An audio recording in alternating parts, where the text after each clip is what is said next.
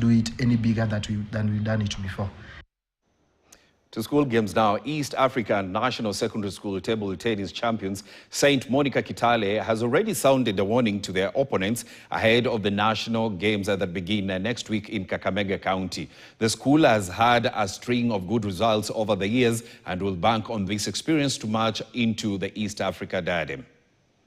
Mashindano yetu ya Rift Valley ilikuwa inailiwa LD. Kufika huko tukapata game haikuwa ngumu na haikuwa rahisi, lakini bado tuliweza kuwachapa wote. Huwa wana train daily kila siku, huwa wana train physicals ni daily, morning run ni daily. So tuna imani kwa tukienda tupatane huko na watu nationals watajizatiti. Our table tennis team has consistently represented Kenya in the East Africa Championship.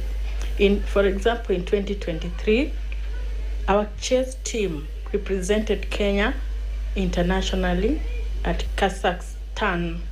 That same year, our debating club qualified and participated in East Africa Debate Championship. To women's Euro now, England pulled off a stunning comeback to beat Italy